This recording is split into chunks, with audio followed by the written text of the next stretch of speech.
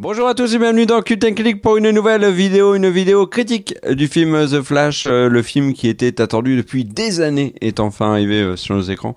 Est-il à la hauteur des attentes des fans d'ici ou tout simplement des amoureux du cinéma? On va en parler avec l'ami Greg. Salut mon cher Greg. Bonjour à tous, et c'est difficile de ne pas croire qu'on a fait un partenariat, une OPSP avec une marque qui s'occupe des soins de la beauté et du teint quand on voit le rayonnement de ta peau. Car c'est toujours un plaisir de faire cette vidéo avec quelqu'un qui envoie autant de chaleur humaine. Mais pas, je le vaux bien, je trouve. The Flash, petite présentation avant de partir sur nos avis. Le film est sorti le 14 juin 2023, donc aux US. Il y a eu plusieurs changements de réalisateurs, notamment, et on vous invite à regarder notre prochaine vidéo news. Il y a une petite news là-dessus. Le film a été réalisé définitivement par Andy Muschietti, qui est un Argentin qui avait pondu les films Ça, partie 1 et partie 2, et qui a pour projet, et vous allez voir à la fin de cette vidéo si ça nous effraie ou pas, de réaliser l'adaptation de l'Attaque des Titans en live action. Rien n'est officiel, rassurons-nous. Et au niveau du casting, on retrouve Ezra Miller, on a également Sacha Cole, désolé, j'ai massacré son nom, qui joue Supergirl. On a Michael Keaton qui joue Batman, Kiersey Clemons qui est Iris West, Michael Shannon qui reprend son rôle de Zod. Un recast pour le père de The Flash, c'est Ron Livingston, qui est là maintenant. Et puis il y a Ben Affleck aussi. Ron Livingston a remplacé Billy Crudup qui jouait le père de Flash dans donc Justice League. Et on va commencer mon cher Greg par une partie sans spoil avant de faire une partie avec spoil. Et ouais, on est comme ça. Mon cher Greg, qu'as-tu pensé de The Flash, film qui, mon cher Greg, c'est marqué sur l'affiche, te dit on sait pourquoi on va au cinéma avec le film Flash. Ah donc, est-ce que tu as su pourquoi tu étais allé au cinéma en voyant The Flash ? Bien, je vais essayer de rentrer dans le sujet un peu plus vite que ne l'a fait Kerr. Du coup, qu'est-ce que j'en ai pensé ? Si je vous résume un petit peu mon idée, j'ai trouvé que ce film n'avait aucune raison de m'amener au cinéma. Alors j'ai un avis qui va paraître très sombre sur le film, mais que je nuancerai dans une deuxième partie. Mais je me lance. Le film a énormément de problèmes. Il a énormément de casseroles un peu partout. Alors, il a des casseroles au niveau... le premier truc qui saute aux yeux, c'est le graphisme. C'est-à-dire que ça fait longtemps, j'ai pas vraiment d'autres souvenirs à part Gods of Egypt. Je crois que c'était le nom du film. Tu te souviens de ce film, Kerr ? Oui, God of Egypt avec Gerard Butler. Avec Gérard Butler, Nicolas Costo-Valdo là, et le film était immonde visuellement. Eh bien, c'est à peu près la même chose. On a un film qui est extrêmement loupé au niveau de ses effets spéciaux. Mais attention, quand je vous dis extrêmement, on est sur de la violence de chez violence. C'est-à-dire qu'ils ont fait énormément de choix qui étaient des paris inutiles et sur lesquels ils sont perdus. Je vais expliquer simplement. Donc, c'est un film de super-héros. Comme beaucoup de films de super-héros, le super-héros est en costume de super-héros pendant une bonne partie du film. Et là, l'idée de génie, c'est qu'en fait, le costume de Flash, donc d'Ezra Miller, soit 100% du temps un costume en 3D. La 3D du costume, elle est éclatée au sol. Parfois, la tête n'est pas complètement fixe par rapport au reste du costume. Les déplacements sont complètement pas naturels. Ça fait... Et alors, le truc, c'est que de la même manière que dans Justice League, ils avaient annoncé la couleur tout de suite, c'est-à-dire que le film a commencé, au bout de 20 secondes, on te dit la moustache de Superman, tu vas voir que ça, on a fait n'importe quoi. Là, le film, il est honnête. Dès le début, il te dit, regarde, je ne sais pas animer un costume en 3D, démerdez-vous. Et en fait, le truc, c'est que le film est vraiment très régulièrement immonde. Cette scène, pour donner un exemple, on voit tout le temps... Alors, ils ont décidé de ne pas s'embêter. Alors, peut-être qu'ils n'aimaient pas Ezra Miller plus que ça. sans doute à raison. Et le truc, c'est que du coup, plutôt que de filmer deux fois, c'est-à-dire à gauche et à droite, comme dans tous les autres films que j'ai jamais vus où il y avait du coup des doubles, et bien là, vous verrez, si je ne me trompe pas dans cette image, je crois que c'est là je vois l'image de loin, mais de souvenir, c'est à droite le vrai et à gauche le visage plaqué. Ça se voit tout le temps. Ce qui est un petit peu complexe quand une grande partie du film est avec deux fois Ezra Miller, quand on voit en permanence qu'il y en a qui est loupé. Les décors, on voit vraiment... Enfin, là, on devine le fond vert sur cette image. Je trouve que c'est hyper parlant. C'est vraiment... comme si ils étaient allés sous-traiter à une boîte qui s'est dit ce film je l'aime pas, je vais sous-traiter, qui s'était dit à une boîte je vais sous-traiter, pour qu'on ait des mecs qui sont 3 stagiaires et 2 mecs qui sont pas encore sortis de leur école, qui leur fassent le film depuis leur cave. On est sur ce niveau-là de trucage. Il y a un... Et c'est un problème régulier, parce que du coup, en fait, ce look, et c'est pas... Bon, là, je me moque des graphistes, alors que ça se trouve, ils ont fait tant bien qu'ils pouvaient, avec des budgets qui sont de plus en plus réduits et un temps de plus en plus réduit. Mais les choix esthétiques de ce film sont que des catas. J'ai jamais vu, dans les dernières années, un film avec un super-héros qui court, qui est aussi loupé. C'est-à-dire qu'on a eu, donc dans les Eternals, on a eu une super-héroïne qui courait. C'était hyper stylé. Dans du coup les X-Men, on avait eu Vif Argent, c'était hyper stylé. Dans les Avengers, on a eu aussi Vif Argent, c'était hyper stylé. Et là, on a The Flash, qui est quand même le but ultime du film, c'est quand même que Flash y court. Et le truc, c'est que c'est absurde. Ils ont fait une espèce de chorégraphie comme ça où ils se touchent les épaules pour courir en mode c'est une ballerine qui glisse sur le truc. C'est immonde graphiquement quand il se met à courir. Quand il s'arrête de courir, on voit son costume ou sur lequel on a un visage qui est en apesanteur. Le film, quand je vous disais qu'il part avec des casseroles, il part avec des casseroles. Là, concrètement, vous voyez le Just Married avec la voiture qui a plein de casseroles qui sonnent partout derrière. C'est exactement ce avec quoi ça démarre. Le scénario, bon là, vous vous dites, il est superficiel. Il nous parle, il fait la critique d'un film, il s'attache au graphisme. Pour ceux qui ne l'ont pas vu, je pense que vous aurez sans doute les yeux qui saignent quand vous irez le voir. Ensuite, on a le scénario. Le scénario, c'est des casseroles et des bonnes et des casseroles, de l'opportunisme et des bonnes idées. En fait, des casseroles, c'est quoi ? Il y a des bouts de scénario qui n'ont aucun sens. On pourra en parler dans la partie spoiler. Il y a des trous scénaristiques qui sont colossaux. Tout le monde s'en fiche, j'ai envie de dire.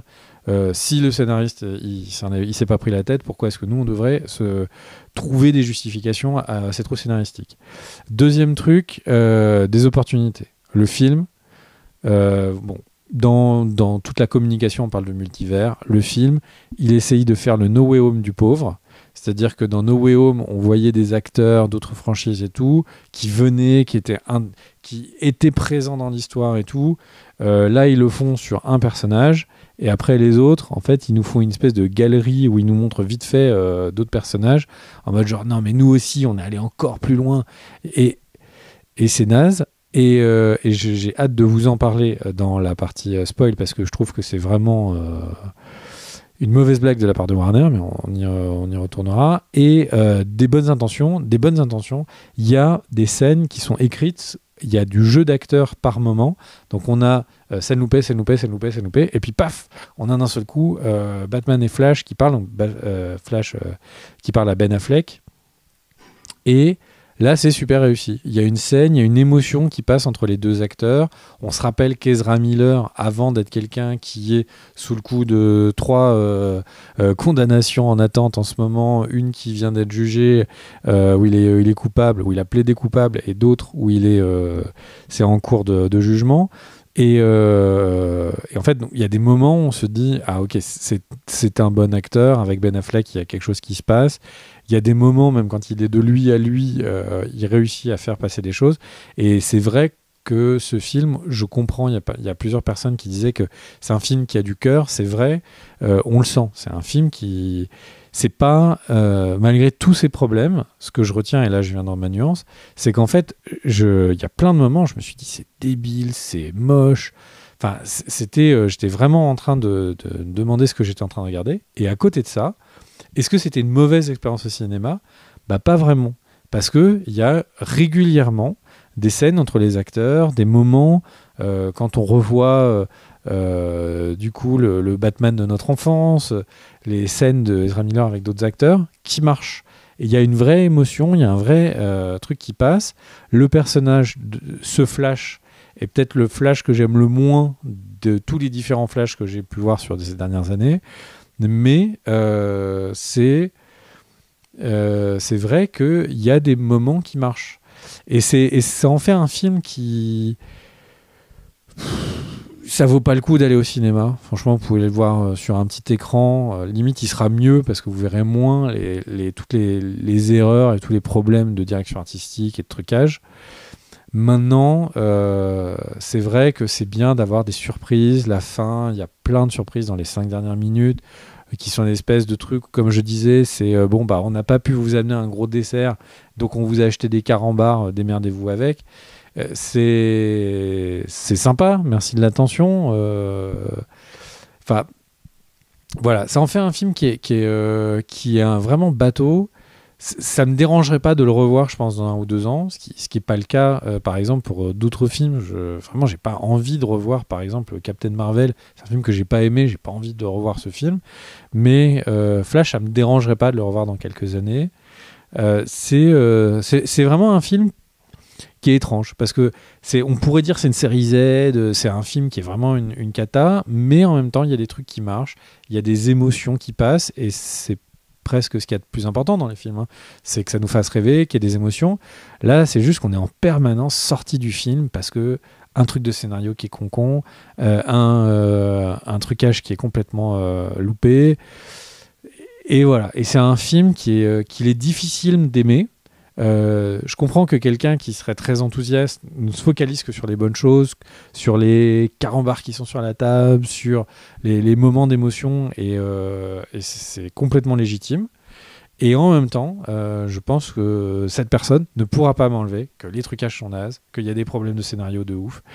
Donc voilà, c'est un film qui va diviser, mais globalement, je pense que la majorité des gens risque de ne pas l'aimer ou de le détester, mais ça n'empêchera pas qu'il y a des raisons de l'aimer. Et toi, mon cher Kerr, qu'est-ce que tu en as pensé ? Je te rejoins sur beaucoup de points, mon cher Greg. Alors d'abord, même si je t'ai trouvé un peu dur, il faut recontextualiser. C'est un film qui a mis des plombes et des plombes à voir le jour, qui a perdu son réalisateur, qui a perdu ses réalisateurs, qui a perdu ses scénaristes, qui est englué dans un univers d'ici chaotique, où a existé la Justice League de Whedon, après la Justice League de Snyder, puis la Justice League de Snyder, où on a eu d'énormes naufrages comme Wonder Woman 1984, comme même si beaucoup l'apprécient visuellement, Aquaman par exemple, c'est pas folichon, etc. Enfin, il est dans un move, j'ai envie de dire, qui n'est pas bon. Et c'est un film qui en plus se rajoute des problèmes avec son acteur principal.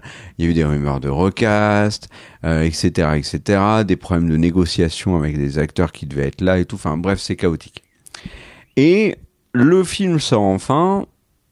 Et là, il y a un paradoxe. Il y a un paradoxe parce que c'est un film que je trouve mauvais, mais pour qui j'ai une certaine affection. Un peu comme toi, si on résume un peu tes propos, parce que je vais te rejoindre sur à peu près tout. Pourquoi mauvais ? Tu l'as dit, visuellement, le film est loupé. Déjà, il a pris un parti pris sur certaines scènes, notamment les balades, on va dire, dans le multiverse, mais on en parlera un peu dans la partie avec spoil, où il y a un grain qui me plaît pas trop. Et puis ensuite, juste visuellement, les effets spéciaux, tout le temps globalement à l'Ouest, à parler du costume, etc. Je suis d'accord avec toi. On le voyait dans la bande-annonce. Hein, le Zod, par exemple, c'est un carnage.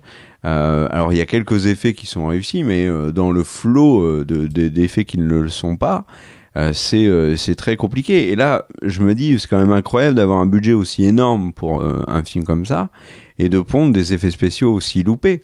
On a Marvel qui a fait des productions récentes avec des effets spéciaux qui étaient loupés. On a Citadel, la série d'Amazon, qui a un budget mais colossal et qui va faire des scènes d'action avec des effets spéciaux qui sont à se crever les yeux. Et là, on a Flash, c'est un peu ça. Donc visuellement, c'est loupé. Niveau musical, c'est complètement anecdotique. Donc on peut même pas tirer du film une excellente BO. Côté idée de mise en scène, il y a rien de folichon. Par contre, là où moi je trouve qu'il y a un côté sympathique, et tu l'as dit, c'est autour de certains personnages. Michael Keaton, très bien. La mère de Flash, ça c'est le gros plus du film. Ben Affleck a une scène en Bruce Wayne, et c'est la meilleure scène de Ben Affleck dans tout DC depuis le début. Pourtant, elle est assez anecdotique, mais elle fonctionne bien. Il y a quelques surprises qui font plaisir. Flash, Ezra Miller est vraiment agaçant sur la première partie du film. J'ai envie de dire sur la grosse intro, et puis ensuite petit à petit, comme on le voit dans la bande-annonce, il y a deux Flash, donc il joue deux personnages. Un coup, il y en a un qui est détestable, un coup, c'est l'autre. Mais quand l'un est détestable, globalement, l'autre est plutôt sympathique. Il est pas complètement à l'ouest. Et puis il y a des scènes qui sont émouvantes, il y a des scènes qui prêtent à sourire, il y a même des moments où c'est plutôt drôle.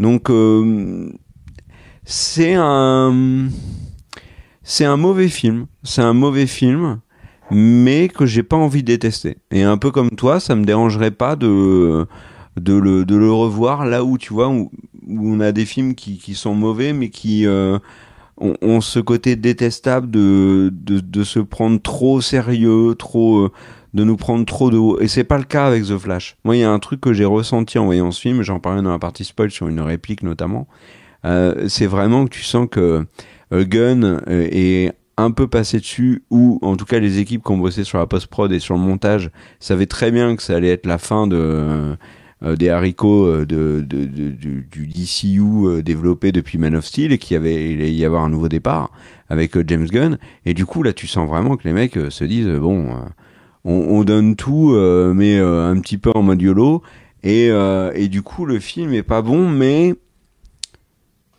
c'est pas fondamentalement dramatique.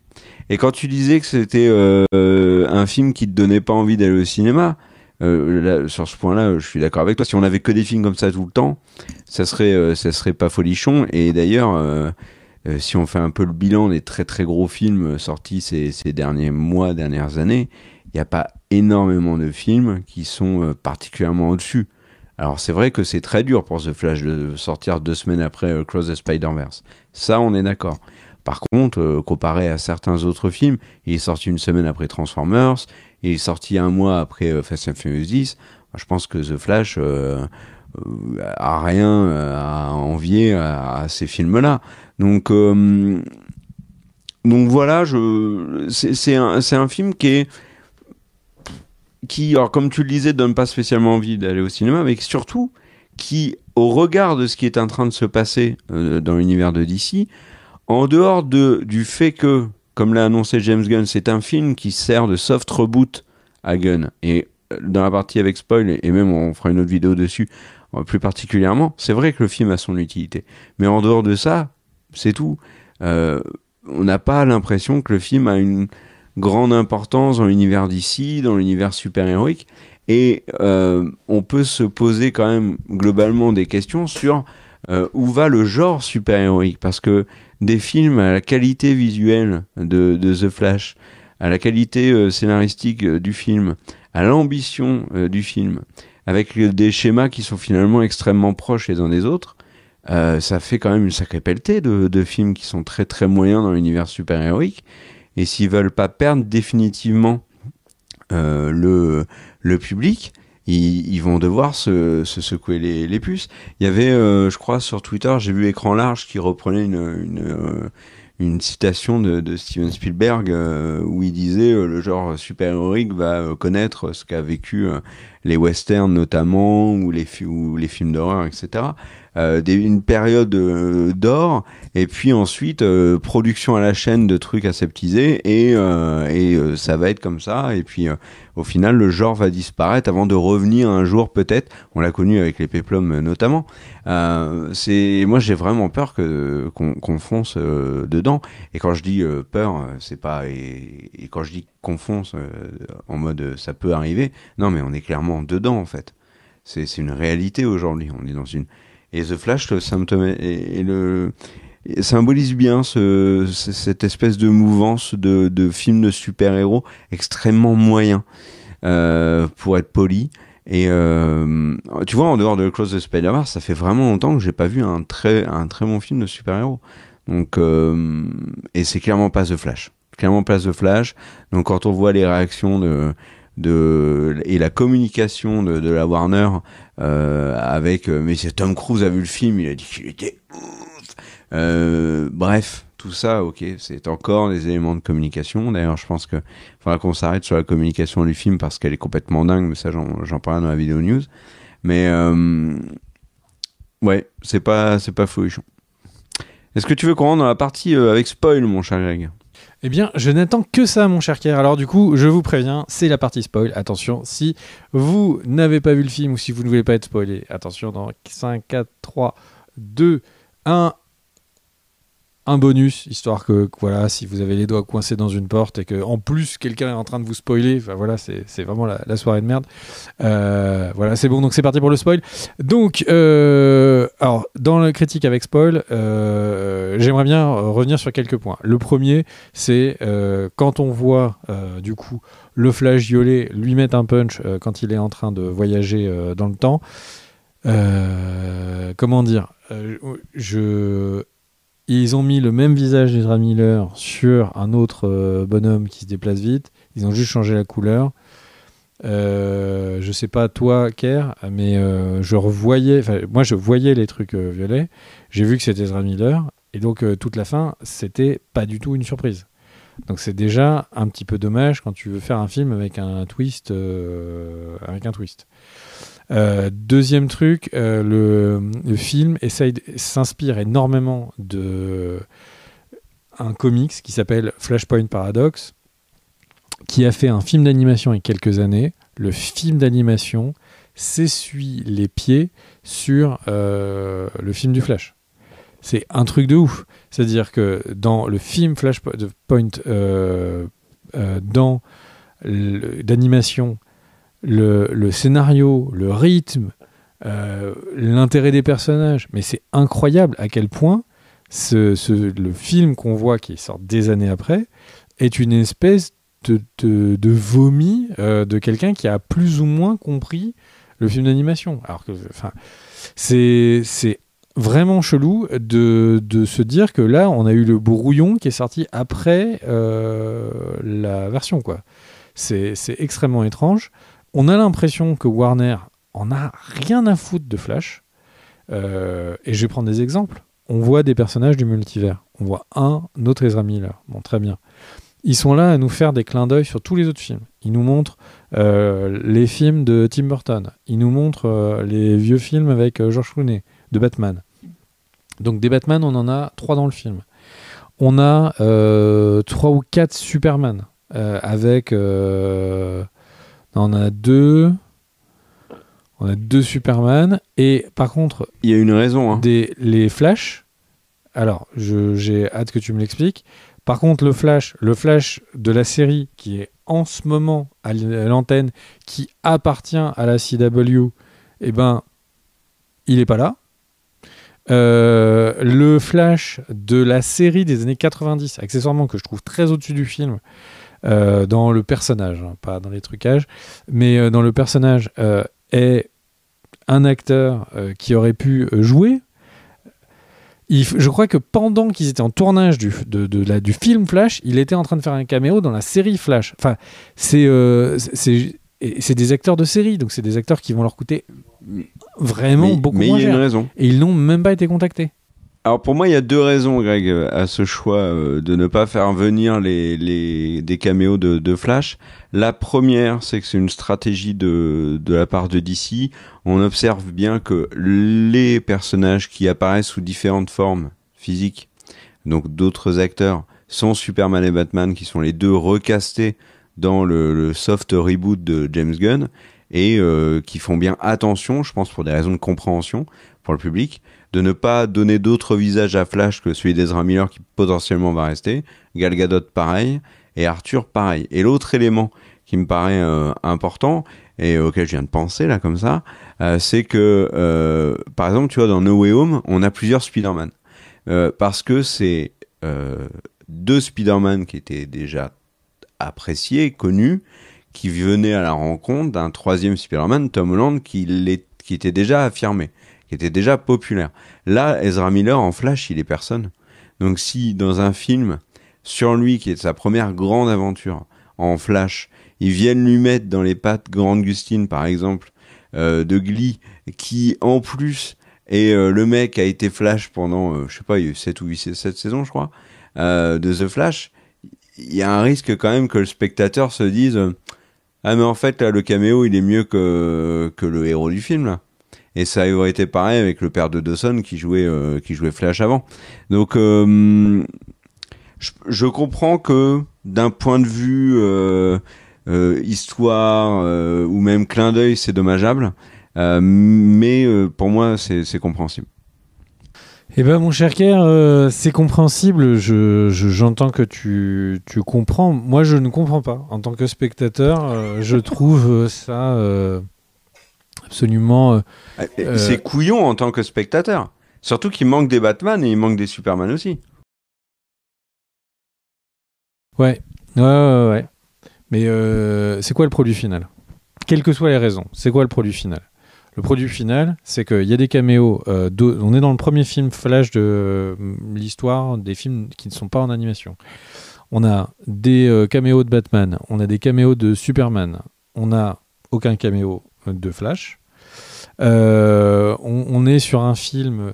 Alors tu disais dans ta critique qu'il était cabossé parce qu'en fait, il lui est arrivé des trucs, mais au final, ce qu'on voit du scénario, on a l'impression que le film est tellement...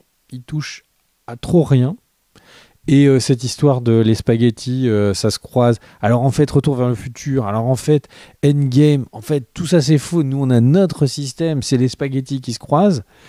C'est à qui trouve le truc le plus bidon pour te faire revenir tous les super-héros qui veulent, ne pas te les faire mourir, te recaster les gens.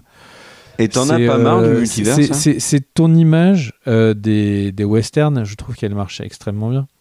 Là on a vraiment l'impression d'avoir des films qui sont faits à l'usine, qui sont mal faits, mais non, quand ils financent le film, ils se disent le film il va être milliardaire, on va mettre Nicolas Cage qui casse la tête à une araignée dans une 3D un peu pérave, les gens ils sont débiles, ils vont kiffer.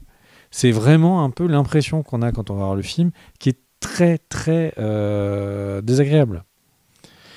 Et à côté de ça, Michael Keaton, il est un bon Michael Keaton. Et revenons sur les points débiles du scénario. Les fameux croisements des pattes. Donc il y a la mère de Flash, c'est un des plus gros croisements du multivers. Il faut que sa mère, elle y passe. Et à la fin du film, tient sur le fait que la mort de Supergirl est un croisement de la part de Zod. Bah non, ça n'existe pas dans le premier monde de Flash, donc c'est pas un croisement. Enfin, il y a des éléments qui décrivent comme des croisements qui sont liés à Superman. Dans ce monde-là, il n'y a pas Superman. Ouais, moi je trouve vraiment ça... Enfin, c'est vraiment écrit avec les pieds et ça a été validé en mode on s'en fout, quoi. Donc c'est dommage. Voilà. Tu disais le film raconte pas grand chose, mais c'est vrai en fait. T'as surtout l'impression que le film n'a pas d'ambition. Si je peux me permettre, pour préciser, Le film ne raconte pas grand-chose et il le raconte mal.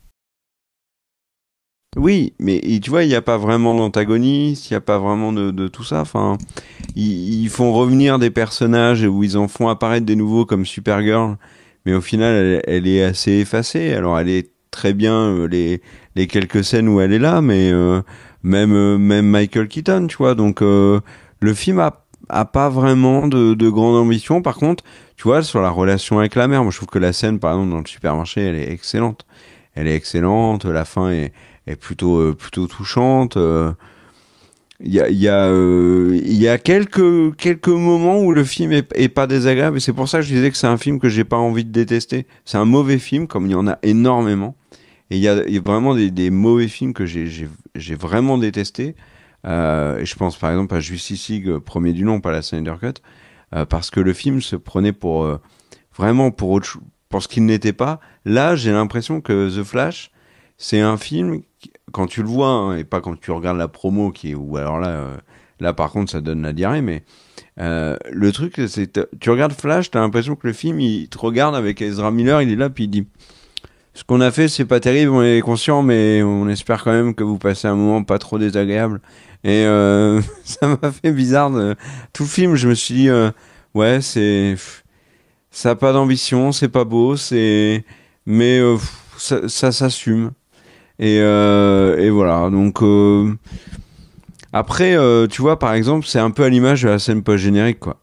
La scène post-générique, elle est incroyablement inutile. Et alors, elle est pas inutile. Et on en parlera dans la prochaine vidéo sur Flash. Par contre, elle est qualitativement parlant, elle fait mal. Et alors, là, je vais tout de suite rassurer les fans de DC. Marvel cette scène post-générique, elle s'est échappée d'un film Marvel récent. Parce que les films Marvel récents ont aussi très souvent une scène post-générique qui ne sert absolument à rien et qui te laisse dubitatif. Là, c'était le cas aussi. Donc, ouais. Voilà. Il y a d'autres trucs que tu voulais... Ah oui, non, tu parlais du scénario, toi, un détail. La scène d'intro, mon cher Greg, tu as donc Flash qui boit un café. Enfin, qui veut commander un sandwich, pardon, dans une cafétéria. Il va se changer dans les toilettes. Il part à la vitesse de l'éclair. Il y a toute la course-poursuite avec Batman, toute la mission, la scène avec les bébés, qui un coup sont des bébés, un coup c'est des poupons en plastique. Il y a tout ça, la rencontre avec Wonder Woman et tout. Et il revient, et il s'est passé que quelques secondes dans la réalité dans la cafétéria. Et là, quand tu vois ça et que tu te dis, ok, donc là le scénario il est fait avec les pieds et il faut pas du tout s'appuyer dessus pour essayer de voir un truc solide. Est-ce que t'as pas eu l'impression que la scène, et je sais que tu veux parler de la Snyder Cut, la scène de la Snyder Cut qui est avec justement Iris West, c'est la même boutique qu'ils ont juste redécorée. C'est littéralement le même coin de rue, la même intersection, tout est disposé de la même manière. T'as vraiment l'impression qu'ils ont eu aucune idée. Et tu sais, plus loin que ça, ils ont pas eu d'idée, mais j'ai l'impression qu'ils se passent le mot entre eux. Parce que elle m'a beaucoup fait penser cette boutique à la boutique de Spider-Man, le dernier. Où quand même à la fin, il